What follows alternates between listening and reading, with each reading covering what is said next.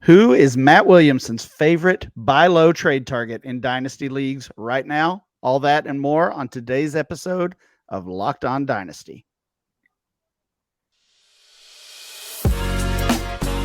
You are Locked On Dynasty Football, part of the Locked On Podcast Network. Here are your hosts, Matt Williamson and Ryan McDowell. Thanks for making Locked On Dynasty your first listen every day. We are free and available on all platforms. Today's episode is brought to you by Bet Online. Bet Online has you covered this season with more props, odds, and lines than ever before. Bet Online, where the game starts. Welcome to the Locked On Dynasty Football Podcast. I'm your host, Ryan McDowell. You can find me on Twitter at RyanMC23. Joining me, as always, is Matt Williamson. Find Matt on Twitter at Williamson NFL. Matt, how's it going today? Things are good, man. How are you? Things are good for me as well. It's actually fall break for me. I'm a teacher, as we've talked about on here many times, and I've got the week off, so it's good. A little more football talk, a little more, a little more downtime than normal. So that's very all cool. Good. And coming off. I say my Steelers, not my fault. I say my Steelers took the week off, so now I have to talk about that all week. They did, man. That was an ugly one. Kenny Pickett's starting debut certainly did not go how he envisioned. We're a game and a half into his career, and he does not have a touchdown pass yet. No Steeler wide receiver has a touchdown catch on the season. I think I saw that stat. Yeah, that's not a good thing. 5 weeks into the year. You know, we said last week the Steelers might be the worst team in the league, and they're looking like they're making a case. Yeah, they're making a case, certainly. There's a lot of bad teams, though. It's rough. Better days ahead for the Steelers. Matt, it's Tuesday. We're talking dynasty transactions, as we always do on Tuesday, and we've got, as we did last week, a lot of options on the dynasty waiver wire. Matt, I've got a ton of running backs here. We're going to have to save the running backs for the next segment, I think. Let's get everybody else out of the way here. We'll talk quarterbacks, wide receivers, and tight ends. We'll save those running backs because there are a ton of them to consider on your waiver wire this week. We mentioned Bailey Zappi last week as an option. He's here again because I'm not sure that anybody really picked him up. You know, and in some of my leagues, waivers ran. I wasn't aggressively going after anybody. And this is a super flex league, man. I look after the fact, waivers had already processed, and there's Bailey Zappi still hanging out on the waiver wire. I grabbed him for free. You know, almost got the win over Green Bay the previous week. And then the Patriots shut out the Lions. Zappi, not a huge box score, 188 yards, touchdown, and 1 pick. I mean, this is certainly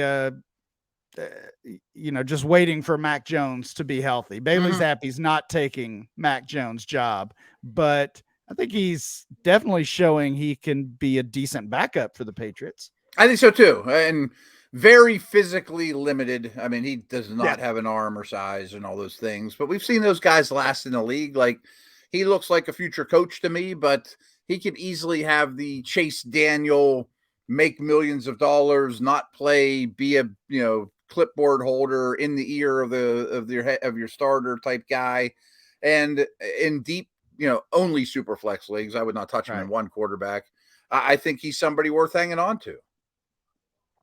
Couple of quarterback injuries this week, unfortunately, or this past weekend in Miami. Teddy Bridgewater gets just one snap, gets injured on the first offensive play of the game for Miami. Again, it was this weird situation that it was a possible head injury, a possible, I already forgot. I think it was ankle or, it doesn't really matter because it was super vague, but Teddy was out for the rest of the game.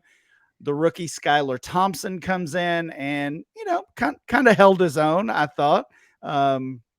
Again, I don't know if he's going to, certainly not going to unseat Tua, but maybe played well enough to battle for that QB2 job with Teddy Bridgewater. And with both Tua and Teddy, we just have to wait and see how serious these injuries are. It does obviously Tua dealing with concussions, and it seems like that's the issue for Bridgewater as well. Yeah, I mean, for people that aren't familiar, Matt Waldman loved Skylar Thompson coming out of school, and I trust what Matt does. He does great work, really grinds the tape. So he's somebody to stash. The problem is if he doesn't get another start, this upcoming week, we're not going to have much of a body of work to really, showcase him but could he be the 2 next year behind Tua? I don't know Bridgewater's contract stuff off the top of my head, but they could trade him or whatever too. Right. Deep leagues, I mean, he has a chance. Yeah, Thompson, 166 yards, no touchdowns, and the Jets defeated the Dolphins. Yeah. So, tough spot to come in there and early in the game.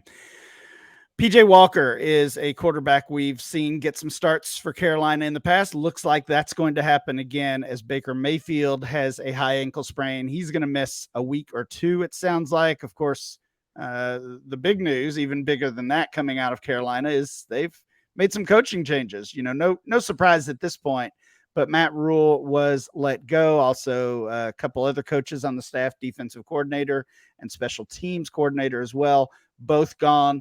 And Baker gone out of the lineup for a week or 2. And, as soon as Matt, I don't know what you thought about all this, but as soon as that news came down yesterday that Rule was fired, there were trade rumors involving DJ Moore and trade rumors involving Christian McCaffrey. Yeah. And, it reminded me of dynasty leagues. When you get a new manager in the dynasty league taking over a team, they just get a flood of usually pretty terrible offers. So I wonder if teams around the league are thinking, hey, they're shaking it up here. Maybe we can get McCaffrey for a second. Maybe we can get DJ Moore, take him off their hands. Of course, those feel like long shot moves. I mean, I don't know. Carolina needed to make these changes. They're so terrible. Yeah, but honestly, their defense feels like it's kept them in some games. Of course, we like the offensive weapons there in DJ Moore and McCaffrey and a couple other guys. The quarterback and the coach seem to be what has been holding them back here. 100%. So I think this is an optimistic move. If they're going to make a big coaching move, they could absolutely make a permanent quarterback move. Mayfield's terrible. I wish Corral was healthy, to be honest with you, because that would be the guy. Because not real fond of PJ Walker, but he was successful in other leagues. Grab him. I mean, there are weapons there. It's not the worst team in the league personnel wise. Yeah, I can't imagine they would go with PJ Walker even the rest of the season, unless just absolutely forced to. Sam Darnold, not healthy yet. As you mentioned, the rookie that they drafted, Matt Corral, is out for the season. So obviously a tough spot when it comes to the quarterback position in Carolina. And that's hurting everyone else, especially DJ Moore. Last quarterback situation to look at. This one's more speculative, I guess, but Carson Wentz continues to struggle. And even Ron Rivera mentioned that the real struggles of their offense go back to the quarterback position. So Taylor Heineke, the rookie Sam Howell, both sitting behind Wentz, and we could see both of those guys make starts at some point. If they're out there on your waiver wire in super flex leagues, grab those guys. And really, I think all the players we mentioned today, Zappe, Thompson, Walker, Heineke, those are all super flex only situations. Yeah, you're not really looking at those guys in a single quarterback league. I do think we'll see how at some point. I mean, the Rivera's already come out basically saying he hates Wentz like every other team that hated Wentz. It seems like. It's something about that guy, I guess. It doesn't seem like we've seen the play on the field, and there's not much to like there, but must be a personality issue because he continues to get run out of town over and over. Just a couple pass catchers to consider here before we move forward. Khalil Shakir had a nice game for the Buffalo Bills. Yeah, rookie there, super talented. And, of course, the Bills were missing multiple wide receivers. That's what gave Shakir the opportunity on Sunday to perform.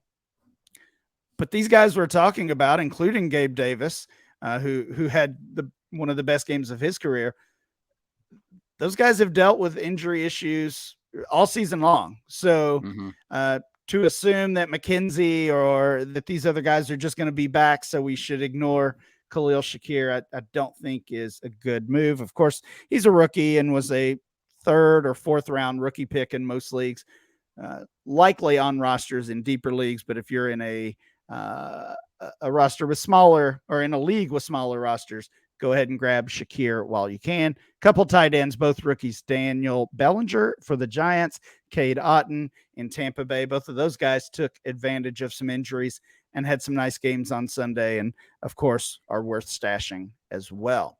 Yeah, I like all 3 of those options. Matt, when we come back, we'll look at these running backs. And again, it's a long list of waiver wire running backs this week. Let me first tell you about Tommy John underwear. It's a game changer. They sent me a couple pairs as a sample. I'm hooked. I'm going back. I mean, they are fantastic. Fall is chaos in your pants. You're overheating 1 second, then freezing the next. To be ready for anything, you need underwear that can handle everything. It's time for Tommy John underwear. You're that much more comfortable. You can do everything better when you got Tommy John underwear on. Any kind of problem, Tommy John solved it. Tommy John's breathable, lightweight fabric has 4 times the stretch of competing brands. They come with a no wedgie guarantee, thanks to non-rolling waistband and legs that never ride up. They feature a horizontal quick draw fly too. So with over 17 million pairs sold, people love Tommy John underwear. That's why Tommy John doesn't have customers. They have fanatics.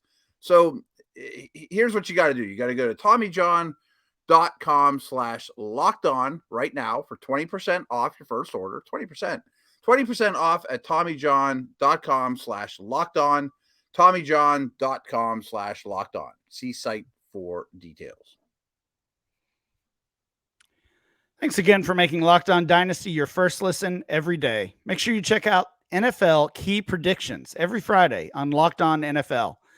Locked On's local experts give you the inside scoop on the 5 biggest games of the NFL weekend, including Sunday and Monday Night Football, plus betting advice from the field's leading experts, Bet Online. Follow NFL Key Predictions every Friday on Locked On NFL, available on the Odyssey app, YouTube, and wherever you get your podcast. We are talking some waiver wire options for this week. And Matt, I mentioned there's a lot of running back choices here. Some of these are due to injury. Some are due to poor play. And some are a little more speculative here as we try to stay ahead of our competition on the waiver wire. Let's start in Arizona. Eno Benjamin. We saw both Darrell Williams and James Conner leave that game with injuries. Eno Benjamin was really the last man standing. So tough to say exactly what a backfield for the Cardinals would look like if Williams and Conner were both out. But at this point, I think it's fair to say Benjamin is at least worth a roster spot. Yeah, he might be a flex. He might be something useful. He's still sort of young, so yeah, I think he's appealing. Tevin Coleman in San Francisco looks like he's taking. I can't believe he's still in the league. I can't either. I couldn't believe it myself, but it looks like he's taken over as the backup for the 49ers. This is a little bit disappointing, I guess, in some ways, because we looked at Ty Davis Price as maybe the player who could ascend to the backup, the top backup there. He got injured really in basically his first opportunity. Jordan Mason's the undrafted running back there, rookie running back. We've talked about him as a waiver wire option a couple times. It's pretty clear they don't trust that kid because they continue to not use him. They were giving Deebo Samuel carries there after the injury to Mitchell. And even those for Deebo are beginning to decline, and they're using Tevin Coleman instead. So I don't think that Coleman's going to overtake Jeff Wilson. No. But again, as we've said in every conversation about this backfield, they always seem to have injuries. Wilson has an injury history of his own.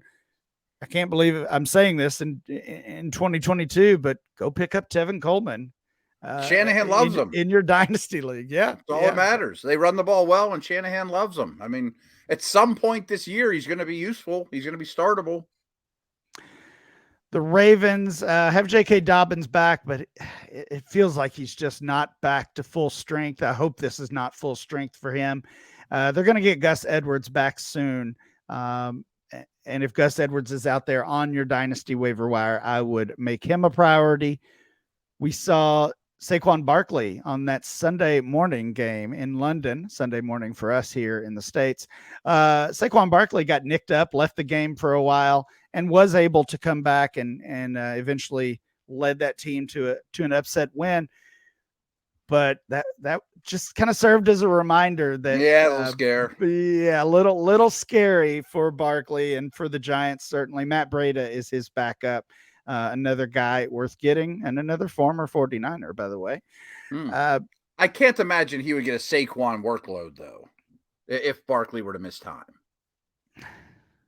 I don't guess so, but it's pretty There's thin no one else, after. So. Yeah, it's pretty thin after Breida. And, I mean, that running game is really all the Giants have going. You know, their receivers have dropped like flies. They don't have much of a passing game at all.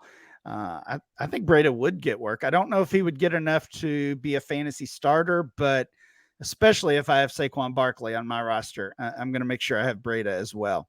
Mm-hmm. Damien Harris, another player who suffered an injury in week 5. That was a hamstring. We don't know yet how much time he will miss, if any at all. Of course, Ramondre Stevenson will be the man there and will handle most of the workload, I would think. But maybe it's Pierre Strong that would be the next guy up, the backup, and would see some touches if Harris misses. Mike Boone in Denver. We saw the first game. He's good. Yeah. I think he was pretty good in that Thursday game. That game was not good, the Colts and the Broncos, but it was almost unwatchable. I didn't turn it off, though. A lot of people did, I'm sure. But Mike Boone played pretty well. We saw essentially a split backfield with Boone and Melvin Gordon. So I think we'll continue to see that in the post. I mean, all you need is Melvin Gordon to sprain an ankle, and Boone's an every week starter. Yeah, well, we're definitely not wishing that, but it also wouldn't be a surprise at this point.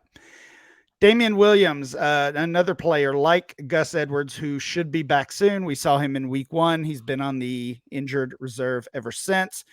There's no clear answer in that Atlanta backfield without Patterson. So maybe it's Damien Williams. That's a little bit of a deep league option, I would say, at this point. Yeah, Patterson should be back pretty soon, too. In Seattle, got the unfortunate news that Rashad Penny is done for the year. Broke a broken leg, actually broke a bone in his leg, will require surgery, and his season is over. Maybe even his Seattle career is over. Remember, he was a free agent last offseason, signed that 1-year deal to stay in Seattle. He'll be a free agent again this offseason. Obviously, tough situation for Rashad Penny as he was seeming to really just get going. It's a huge opportunity for the rookie Kenneth Walker, but maybe an opportunity for DJ Dallas as well. Tony Jones is a guy they just signed just yesterday. So yeah, I don't know if I'm even taking a shot on either of those guys. I think I am on Dallas. You do want Dallas? I think so. I mean, yeah. Any back that's one injury away from being a true bell cow, which I think that's the case with Dallas, I think you have to own. Yeah. But I hear you. Last one, Deion Jackson for the Colts. Of course, this is really dependent on Jonathan Taylor's status. If JT is back, and I should say Naheem Hines' status as well. Both of those guys missed most of the game last week with an injury. We'll see what happens in week 6. But Deion Jackson played pretty well. They also had the veteran, losing his name, Philip Lindsay. Oh, right. Lindsay and Deion Jackson had that backfield locked down. Yeah. I just want to see JT back on the field. Yeah, and even Hines and JT is a lot more appealing than that mess. And they're so bad on offense, too. As I promised, lots of running backs. I didn't say they were good. Again, I can't believe it. I think Tevin Coleman would be my number one priority of this group. He scored a couple touchdowns in week 5, and it just feels inevitable that there's going to be more injuries in San Francisco. I prefer Boone, but I hear what you're saying. I think Coleman would be right behind him. Matt, when we come back, we are talking dynasty buy low targets. We'll each have one player that we would be trying to trade for in dynasty leagues right now. Guys, I've told you about BetOnline quite a bit. BetOnline.net is your number one source for football betting. This information this season. They treated me well this past weekend. Good stuff there. It's the only place that I place my bets. So find all the latest player developments, team matchups, news, in-depth articles and analysis from every game you can find. And as always, BetOnline remains your continued source for all your sports wagering information, live betting, and up-to-the-minute scores for every sport out there. It's the fastest and easiest way to check in all your favorite games and events, including baseball. We got playoffs for baseball right now, golf, boxing, MMA, of course, football. Head to betonline.net or use your mobile device to learn more. Bet Online, where the game starts. Matt, who is your favorite buy low trade target in dynasty leagues right now? We're 5 weeks into the season. Who are you trying to get onto your teams if you don't already have him? I can't quit Kadarius Toney. I mean, he is frustrating. Yeah. I mean, never sees the field over like a 20-game stretch now in his NFL career. I mean, my redraft league, I drafted him in the late rounds. I've been holding him there and just anticipating what Brian Daboll could possibly do with this guy. I am all in on Daboll, and I'm all in on Toney's athletic ability / talent and opportunity. I mean, if that wide receiver room in New York wasn't cursed, he could be out there doing really good things. Yeah, it's the opportunity that has me most interested because, I mean, again, we've seen this Giants depth chart when it comes to wide receivers, and Darius Slayton and Marcus Johnson, Richie James, David Sills. We've seen all of those guys play significant snaps this year. And of course, you could argue the top 4 guys coming into the season are all injured right now. Sterling Shepard's lost for the year. Wan'Dale Robinson, the rookie, has not played since week 1. Hopefully he's back soon. Kenny Galladay's dealing with a knee injury, and Toney has had multiple leg injuries already this season that has kept him out of action most of the year. So, yeah, if we can get him healthy and back on the field, he could pretty easily be their number one option in that in the passing game. I don't know if or when that's going to happen. But his owners have to be frustrated with him too and say, "Get this guy out of here. I'm tired of looking at him." Oh yeah, I can't believe you're holding him. Can't believe you're holding him in redraft. You are. I'm a diehard. Yeah, you are a crazy man. I'm going to go the complete opposite. Maybe not complete opposite, but you went with the young guy we haven't seen. I'm going with the older guy, Adam Thielen.